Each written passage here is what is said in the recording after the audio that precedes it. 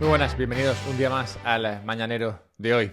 En todo el mundo se está soportando la carga financiera de unos costes más elevados para todo tipo de préstamos, desde hipotecas a tarjetas de crédito, tras 2 años de subidas de tipos de interés por parte de todos los bancos centrales, subidas que incluso han llegado ahora hasta a Japón.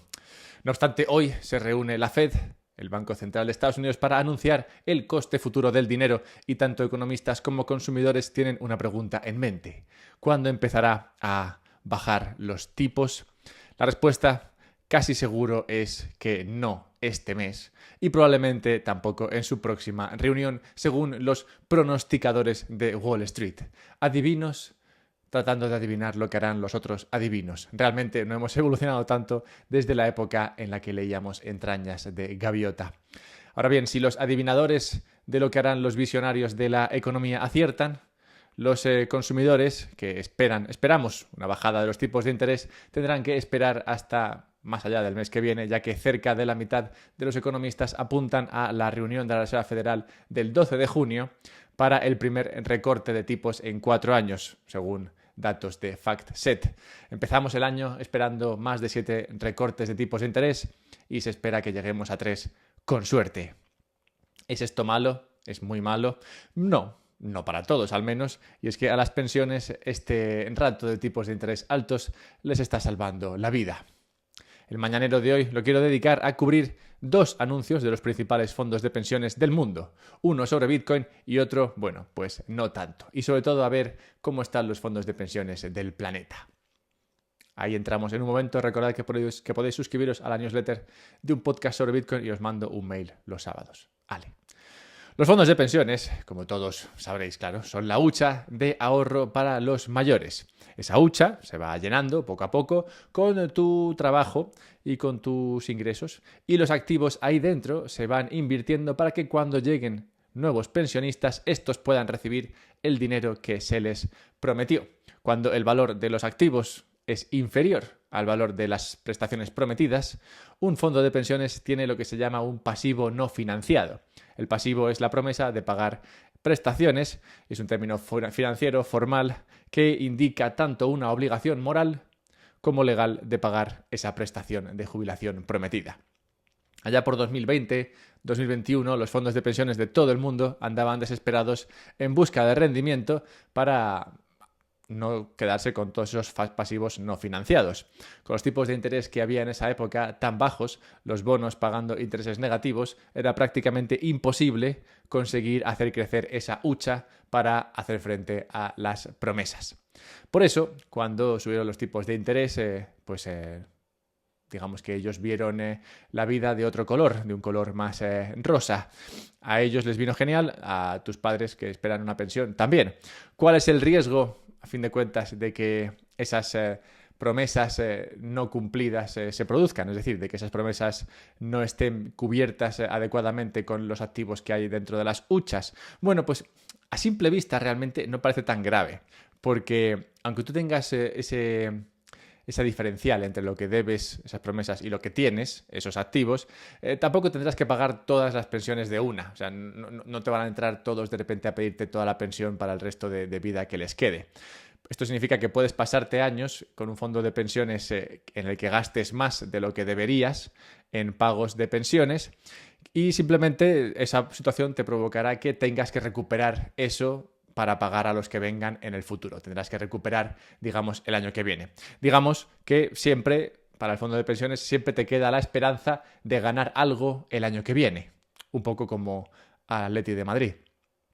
Si todo falla, no obstante, la cosa se puede poner fea para los actuales generadores de ingresos. Como explica un estudio sobre la situación en Estados Unidos, cito: además de los daños a las escuelas y universidades públicas derivados de menores ingresos por las pensiones, los contribuyentes también sufren el aumento de la carga que suponen estas deudas de las pensiones estatales. En California, el apoyo de los contribuyentes a las pensiones estatales aumentó de 611 millones de dólares a 3.500 millones de dólares en tan solo 9 años, entre 2001 2001 y 2010. Mientras que ajustar los ingresos en otros sectores puede resultar complicado, aumentar la participación, ese apoyo obligatorio de los contribuyentes, suele ser menos difícil y por tanto una opción más habitual a la hora de encontrar una forma de financiar los crecientes costes de las pensiones. Cierro cita. También es bueno tener en cuenta o considerar que el tamaño de estos fondos de pensiones, en las grandes economías al menos, es brutal. O sea que cuando hablamos de que estas pueden estar no suficientemente financiadas, hablamos de que los agujeros pueden ser de miles de millones. El Financial Times decía esto el otro día al respecto del Reino Unido. Cito, en el último cálculo oficial de 2021, el valor de los pasivos de los sistemas de pensiones de los servicios públicos del Reino Unido superaba el 100% del PIB de este país. En aquel momento, esta cifra era superior a la estimación oficial de la base de activos de todo el sistema de pensiones del sector privado. Era incluso mayor que la deuda pública de todo el Reino Unido pendiente. Desde entonces, sí, la escala de estos pasivos frente a los puntos de referencia ha disminuido gracias al aumento de los rendimientos de los bonos, de los que hablaba al principio, y a la abundante emisión de deuda pública. Pero los pasivos siguen siendo enormes. Francamente, el problema de base para mí está en confiar en un sistema casi puramente estatal para pasar tus últimas décadas en paz. Pero bueno, si eres un fondo de pensiones y estás viendo que tienes unos activos y unas promesas y no te casan y es difícil, digamos, conseguir que se casen, pues puedes hacer varias cosas para tratar de mejorar tus perspectivas de poder pagar a todo el mundo cuando llegue el día. Y la principal es invertir en activos que ofrezcan una expectativa de retorno suficiente para superar la diferencia entre lo que debes y lo que tienes. CalPERS, el mayor plan público de pensiones de Estados Unidos, va a aumentar sus participaciones en mercados privados. Esto es lo que han decidido hacer CalPERS para tratar de solucionar ese problema. Concretamente, el lunes se aprobó una propuesta para que la inversión en fondos de capital riesgo, estos son empresas privadas, que no cotizan en bolsa, sino empresas que no cotizan en bolsa como las públicas, sino empresas privadas, como por ejemplo el Corte Inglés. Bueno, pues el lunes se aprobó una propuesta para que la inversión en fondos de capital riesgo pase de representar el 13% del fondo al 17%, mientras que la deuda privada, también de empresas privadas que no cotizan en bolsa, aumentará del 5% al 8%. Las asignaciones previstas para la renta variable pública, la bolsa de toda la vida, y la renta fija normal disminuirán con la nueva política, pasando la renta variable al 37% y la renta fija al 28%.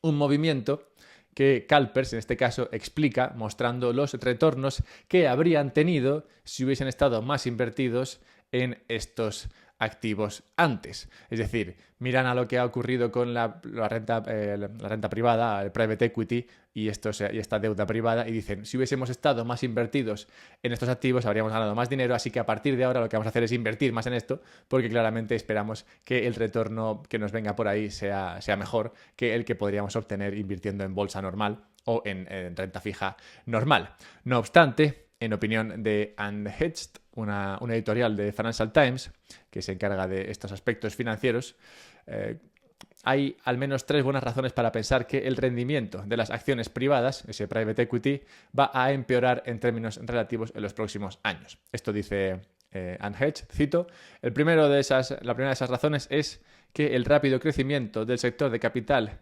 inversión ha dado lugar a una mayor competencia por este tipo de activos, la renta privada, y por tanto a valoraciones de compra más elevadas, lo que te impide obtener o esperar retornos superiores. En segundo lugar, un componente crucial de los elevados rendimientos históricos del capital riesgo, la private equity, es que cada uno lo llama de una manera, es que la deuda ha sido muy barata. Y esa deuda muy barata podría ser que no esté con nosotros durante los próximos años. Y tercero, es muy probable que los rendimientos de la renta variable estadounidense pública sean más bajos en los próximos 10 años que lo que fueron en los últimos 10, por la sencilla razón de que fueron extraordinariamente altos en la última década con un 12% anual para el Standard & Poor's 1500. Los rendimientos de la renta variable a largo plazo vuelven con bastante fiabilidad al 7% más o menos, muy por debajo de ese 12%. Y teniendo en cuenta que este private equity o esta renta privada o esta bolsa privada, estas empresas privadas, es básicamente como la bolsa o el public equity pero apalancado, es decir, invertido pero con más apalancamiento, pues se pueden esperar menos retornos por el lado de lo privado como por el lado de lo público. Cierro cita. Tendrá razón este tipo de unhedged analizando lo que esperan de la renta privada. ¿Se equivocará CalPERS apostando por el private equity? Otro fondo de pensiones, aún más grande que CalPERS, está estudiando este y otros activos también para solucionar el problema de sus pensiones. Hablo del fondo de pensiones de Japón, el Government Pension Investment Fund, el GPIF de Japón, que gestiona más de 1,5 trillones de dólares en activos y que, según un artículo de Bitcoin Magazine, ha anunciado que estudiará la posibilidad de diversificar una parte de su cartera en Bitcoin. Concretamente, ha solicitado información sobre activos alternativos, entre los que entran Bitcoin, sí, ok, chachi, oro, ok, bosques, ¿quién no ha invertido alguna vez en bosques? Y tierras de cultivo, para de esa manera diversificar su cartera y tratar de obtener los rendimientos que necesitará cuando toda esa gente japonesa que se empieza a poner un poquito vieja, pues necesite sus pensiones. El GPIF ha anunciado esto ahora que Japón acaba de aprobar nuevas leyes que permiten a los fondos de inversión mantener Bitcoin directamente en sus carteras. Esto indica un movimiento más amplio, en opinión de Bitcoin Magazine, hacia la legitimación de Bitcoin dentro de la tercera economía más grande del mundo. Este fondo de pensiones gestiona las pensiones de más de 67 millones de ciudadanos japoneses, unos pocos, y actualmente el 97% de los activos de este fondo de pensiones son bonos y acciones nacionales y extranjeras. Con los bonos japoneses no pagando nada. Y la bolsa japonesa, también en riesgo por los últimos anuncios que vimos en el mañanero de ayer, igual no vendría mal meter algo más en esa cartera. Cuanto mayor tamaño gane Bitcoin, más probable será su inclusión en planes de pensiones de Japón, pero también del resto del mundo. Y dejadme 30 segundos para hablaros de un par de cosas y luego quiero hablaros de mempool sniping, francotiradores de la mempool, un temazo, y cómo la inteligencia artificial se está yendo de Europa. Parece ser que también la inteligencia normal. Pero bueno, 30 segundos, como digo, para recordaros que podéis suscribiros a la newsletter de Un Podcast sobre Bitcoin en la página web unpodcastsobrebitcoin.com y podéis también hacer otras cosas, como por ejemplo comprar Bitcoin a través de Relay. He oído que está de descuentos, no solamente en comisiones, si compras Bitcoin a través de ese enlace que está en la descripción, sino también el precio de Bitcoin, así que puedes aprovecharte de esta situación. Puedes también guardar ese Bitcoin en una Bitbox y así conseguir la autocustodia de tu ahorro para que este no desaparezca o al menos no te sea confiscado o vendido o prestado y que luego no puedas acceder a él, lo cual sería muy triste. Bueno, mírate eso. Y hablamos del mempool sniping. Es un ejemplo del mempool sniping de lo que sería el MEV en Bitcoin. Un poco jaleo esto. ¿Qué es el MEV? Es el Miner Extracted Value, que realmente no tiene una traducción muy guay al español. El valor extraído por los mineros, digamos. Y estamos viendo un ejemplo de esto en Bitcoin en la forma de francotiradores de la mempool, o al menos así los están calificando. Esto del valor extraído por los mineros ha sido uno de los principales, o ha sido un riesgo importante al menos desde la actualización de Taproot, que la fama de los NFTs o los ordinals ha puesto de manifiesto. Esto del MEV es un problema en la red de Ethereum, por ejemplo, y otras en redes de Proof of Stake. Y en Bitcoin generalmente no lo es, pero estamos viendo que empieza a serlo, al menos en relación con estos ordinals o estos NFTs. Pero bueno, ¿qué es esto del MEV, el Miner Extracted Value? Bueno, los mineros, como sabéis, procesan y añaden transacciones a la cadena de bloques y pueden ver todas las transacciones pendientes a la espera de ser añadidas. Eso lo hacen mirando la mempool, tú también puedes hacerlo. Pues el Miner Extracted Value, o ese valor extraído por los mineros, surge porque los mineros tienen el poder de elegir qué transacciones incluyen en un bloque y en qué orden. Por ejemplo, si un minero observa dos transacciones que podrían ser rentables, si se colocan en un orden específico, como por ejemplo comprar una criptomoneda antes de que su precio suba debido a otra transacción que también están viendo, pues puede reorganizar estas transacciones para maximizar su beneficio. Y este beneficio de reordenar y seleccionar transacciones de forma que beneficie al minero es lo que llamamos valor extraído por el minero. Y estamos viendo ejemplos de esto, como digo, alrededor de los ordinals. Uno especialmente interesante se produjo ayer.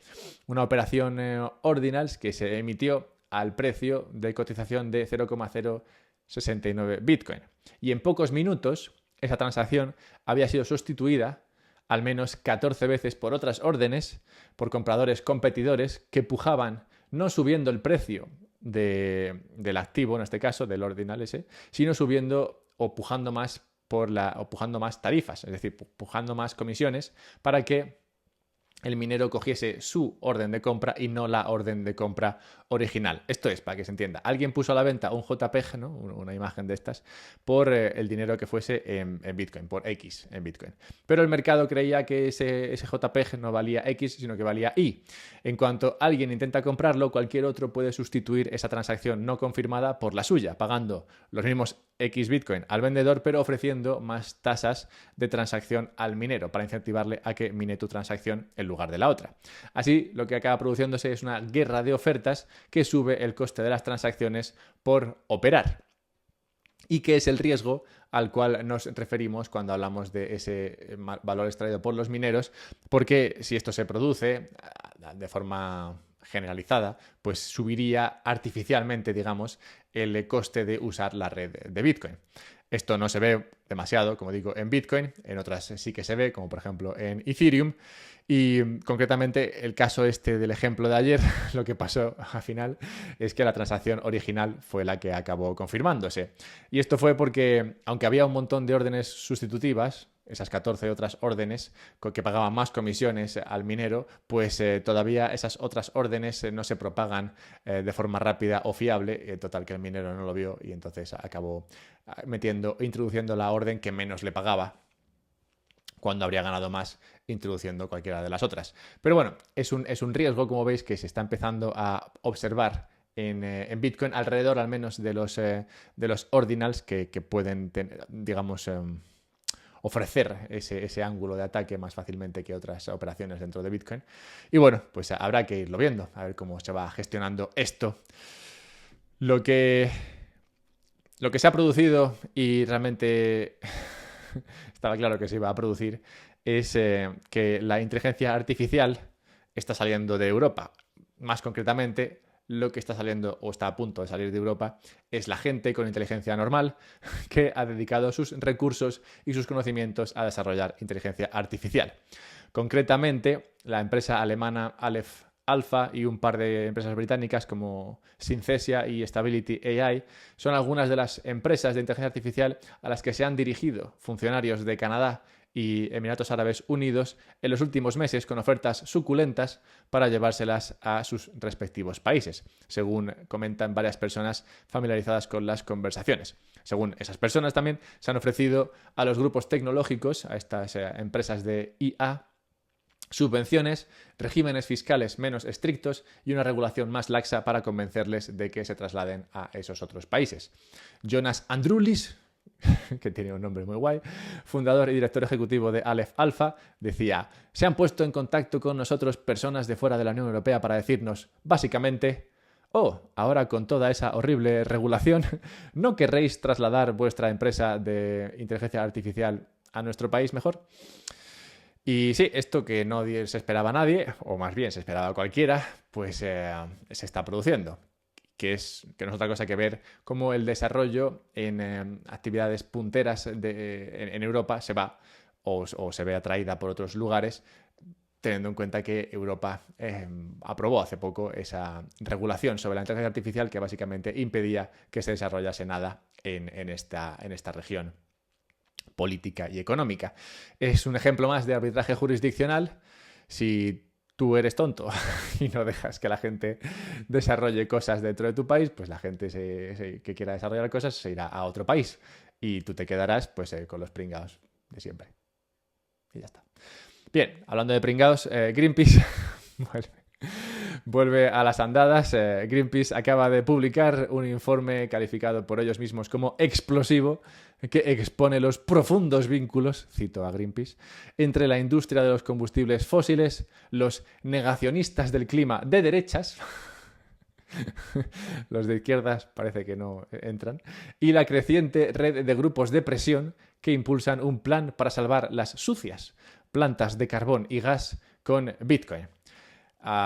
Bien, todo esto dice Greenpeace de su último estudio. A ver, esta empresa la verdad es que empezó siendo bastante cool. Yo crecí con una idea de que Greenpeace era una empresa guay, con hippies que iban por ahí quejándose de cosas que supuestamente eran malas y tal. O sea, cuando esta empresa que supuestamente, o que tenía esa idea de que era cool, digamos, se convirtió en una especie de lobby político rancio. Yo no sé cuándo pasó esto, pero claramente ha pasado. Es que ni siquiera se esfuerzan ya en disimular su agenda, ¿no? O sea, ¿en qué momento dices negacionistas del clima de derechas? O sea, ¿por qué especificas que son de derechas? O sea, con llamarlos negacionistas del clima ya lo tenías hecho, pero claro, si encima dices que son de derechas, pues ya como que te posicionas, ¿no? Como que muestras que no muestras ningún tipo de disimulo sobre tu agenda.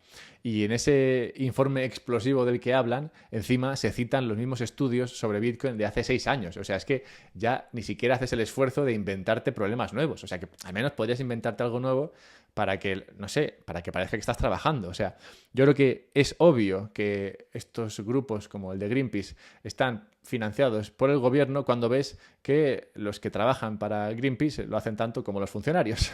O sea, básicamente se tocan las narices, no hacen nada, ni siquiera se esfuerzan, como digo, en inventarse nuevos problemas, y eso te da pistas de en qué tipo de empresas se han convertido. Triste e irrelevante para Bitcoin.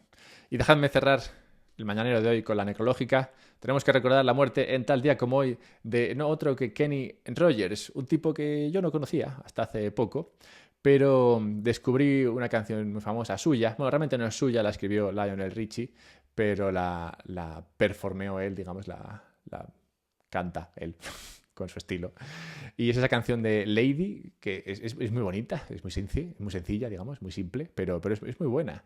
Y no sé, mola cuando encuentras a un tipo que no sabes que existía y una canción que tampoco sabes que existía y que es bastante buena. Así que nada, pues hoy he descubierto que Kenny Rogers murió tal día como hoy, así que pues nada, un pequeño homenaje aquí a este tipo que saltó a la fama gracias a esta canción, que no escribió él, pero bueno, a veces no son tanto las cosas que haces tú, que inventas tú, sino las cosas de las que hablas tú, ¿no? Dímelo a mí. Bien, pues si os ha gustado esto, suscribiros a la newsletter y así os mando un mail los sábados. Podéis buscarme en Twitter también, @alberto_mera. Podéis comprar Bitcoin a través de Relay, podéis guardarlo en una Bitbox y también podéis pasar un buen día, a ver si lo conseguís. Por aquí ya estaría.